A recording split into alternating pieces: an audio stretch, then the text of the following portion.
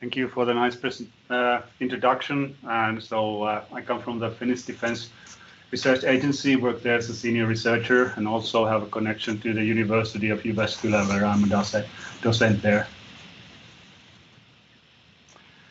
So my presentation outline is here. So first, I give you a little introduction, what we need to know about human performance during military cold weather operations. So not going into that deep into the details or science on that one, more just from the practical sides. Then a few examples for the physiological responses to cold, what happens acute and chronic level. Then some impact on aerobic performance, strength and power performance, what's been found quite a long time ago, but still they are isn't there. And then of course for the body composition, I might also have a slide from Jere's master thesis, so we'll see what's there. And then talk a little bit about the training responses from the military perspective, and then conclude and a little bit of operational relevance, what the cold has on that one, and then a little bit about future research, maybe some collaborations we are doing and all that. So let's see how much time we have at the end. Okay, first, I think most of us know that soldiers are exposed to different stressors, like physiological stresses, psychological stresses, mission-related or environmental stresses when they are actually doing their training or doing an actual operation. And these stressors can cause physical and cognitive drops and performance drops. So there's a loss in body mass, muscle mass. What happens when you are out there in a mission or exercise? You are sleep deprived and you don't have enough energy, so to take intake. So your caloric expenditure is negative. And also we've seen some degraded neuromuscular performance in strength, power, and also in aerobic performance, and also increased susceptibility to infections. So your immune function goes down, anabolic hormones go down, catabolic hormones go up during these exercises or missions. And also you can see the recovery times are extended, both of course in physiological, but also in psychological side. So the mental stress can be quite hard, especially in the real world operations.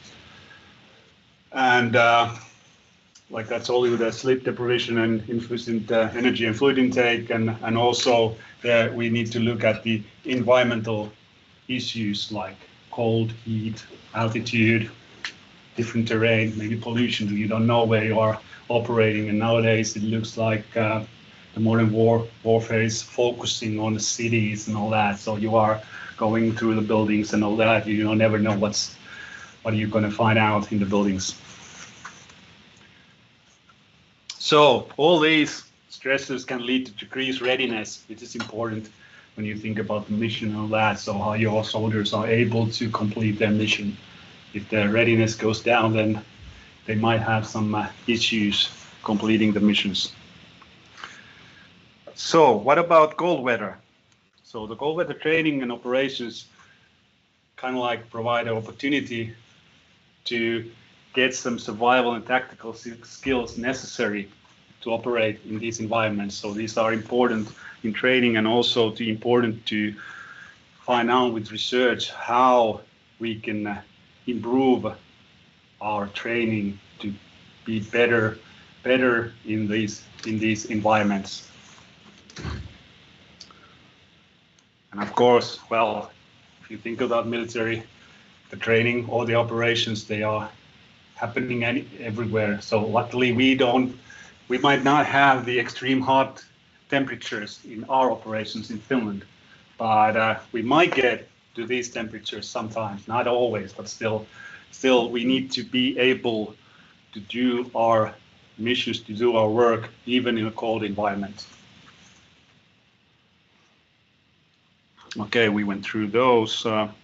So if we think about the urgency, if we think about some things that are important for us to survive, where's cold? So first of all, of course, we need oxygen. Humans cannot survive without oxygen for a, it's kind of short time that we can survive without oxygen. Cold, well, if we are not protected, if we don't know what to do, it's kind of hard to survive there. We can survive minutes, maybe some hours, but if we don't know what to do, then the cold goes there and it's not good. Well, heat, it's a little bit different. We can maybe survive in the heat a little longer, maybe even days if we do that. And also water and food. Well, we need water and food, but still humans can survive quite long without those. Of course, water is more important than food, but still. So actually cold is kind of like the issue there that we need to really take into account when we think about our missions and all that. Okay, so then the factors that affect the cold response, of course, the physical mental exertion, the more we have that, the more effect it has on the response. Also the preparation, if we prepare ourselves better, if we train better in these environments, we are more capable of maneuvering in cold environment. Also sleep, if we have enough sleep, that's also beneficial for us, and also water and food. If we have enough those, then we can better handle the cold responses. And so kind of like preparing and knowing what to do is the most important thing in this one too.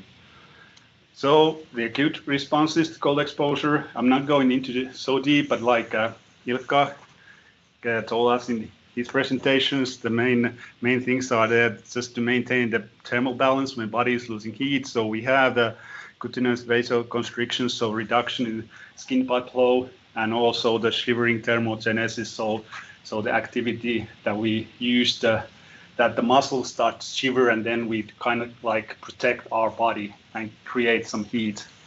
And also the brown fat activation was there that gives us the possibility there, but that's like you said, it's just a little thing there. These are the major things, the other ones. Okay, the factors affecting to this is of course the anthropometry, so the size of a person, that affects a lot. Of course, sex, age, race, fitness level, they all have some influence on that, but we don't go into that deep this time. Then chronic exposure, responses to cold exposure. Of course, there's a habituation. So kind of like if you live in a cold environment, your body kind of like reacts on that one too. And of course, it's dependent on the duration, how long you have the cold exposure. Metabolic adjustments, so increased thermogenesis, so it actually creates more heat to keep your body warm. And then insulative adjustments, so it enhances the mechanism that conserve body heat. So it better does that. This diagram here is kind of like showing just what happens there. So if there's a chronic or repeated cold stress, is there a deep body heat loss? So then you go in this way, but we're not going into that deep details. But of course, it gives you these same things here. So what happens and how we can use these to better acclimatize for cold. Of course, then another diagram for the effect of cold exposure on performance and health. So there are some modifiers like environment, activity, clothing, and individual factors that affect there, and also the acute effects in physical ones, environmental ones, perceptual ones. So kind of like what happens there in a cold, and then the health effects. So all of these we need to take somehow into account, and like cold stress can rapidly, for example, reduce the manual dexterity. So if you are not protecting your hands and all that, so then you might lose. You cannot even lift the paper from the table if your hands are not working because of the cold. And also cold can influence your balance and maintaining posture. So you need to be do more work just to maintain your posture if you are really cold, because of shivering and all that. That gives you an example in there. And also the cold can impair your cognitive function, decision making, and task performance. So actually it can also not only influence your physiological abilities, but also your thinking and surviving in that way. Then if we think about the physiological impact of cold, for example, in aerobic performance, this is just a study done by Sund that he tested time to exhaustion in different temperatures. As you can see, the highest time was in -4 or 1 degree. So it's kind of cool temperature there. So if we went warmer or colder, the time to exhaustion just cut down. And it's a similar kind of findings have found earlier in the similar studies. So actually, it's like the highest time for exhaustion is quite cool temperature for aerobic performance. And then for strength and power, similar performance declines is also found for strength and power performance in cold environment. That was a quite nice study from Finland in the last century, to say, from Oksa et al. They studied the impact of exposure to different temperature and its effect to the rebound jump. And as you can see here, there was significant decline seen in 20 degrees, but then again in even more decline in 10 degrees. So actually, it seems like in the power, it seems like the heat is better than the cold. Well, that makes sense. And also, the Giesbrecht found in their study that the local muscle temperature is a driver for degree strength. For example, for hand strength, for hand grip strength, it didn't matter if the body was warm or cold. Like here, there's a warm body, cold body, but if the hand was warm, so that was the main thing there. So actually, it didn't matter if the body was either warm or cold. But if the hand was cold, then it was lower. But if the hand was warm, it was higher. Then here, if you think about the power performance also, so Davis and Young found that at any given force applied, muscle cooling decreases velocity attained. So actually, that's also affect your ability to produce some power. And also all of these other things too. Which way I go? And then for body composition, okay. In the military field, we have seen that several studies have shown negative relative balance that induce loss of body mass and during the exercise. And also, of course, in the exercise, there's a negative energy balance. So that's the main reason there. But also the environment is there's also one factor, because you're carrying more clothes, more equipment, and all that. So actually, you're working a little bit harder than in the summertime.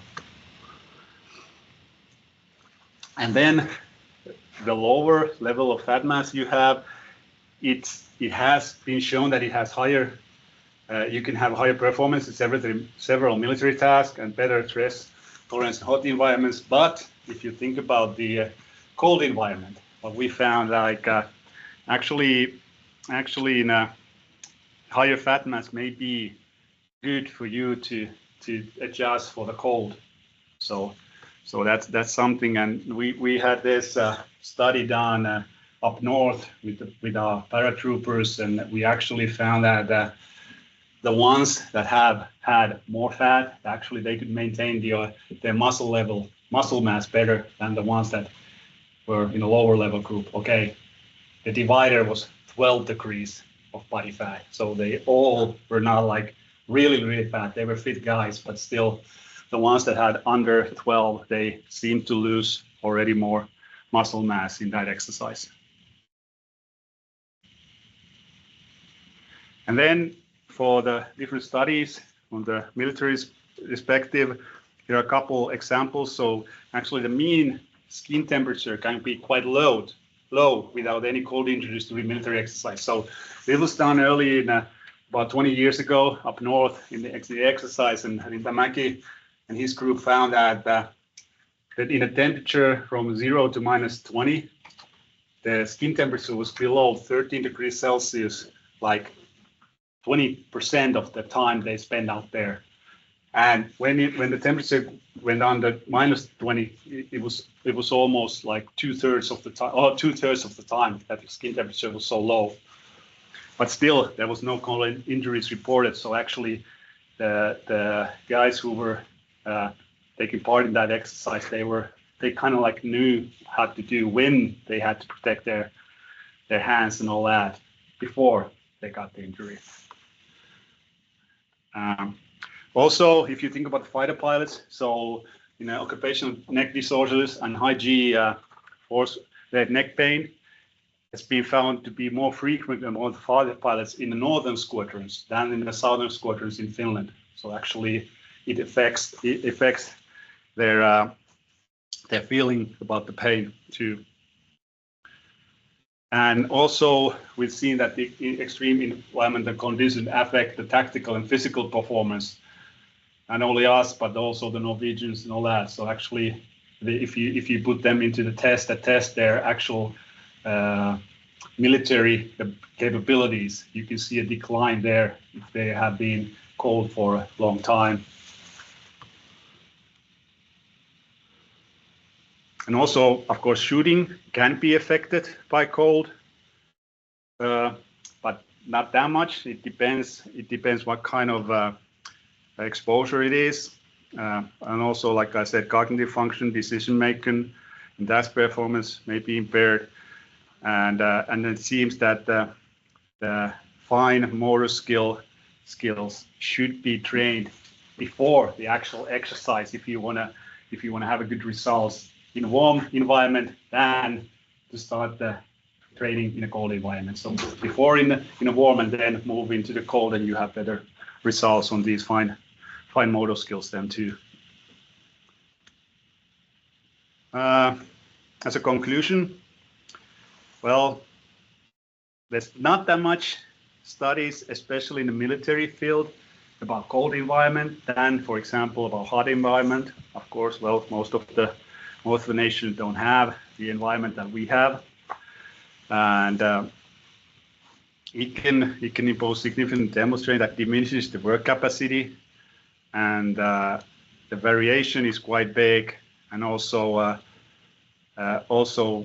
it can be a safety issue too when you think about cold in an exercise. So you need to know what to do.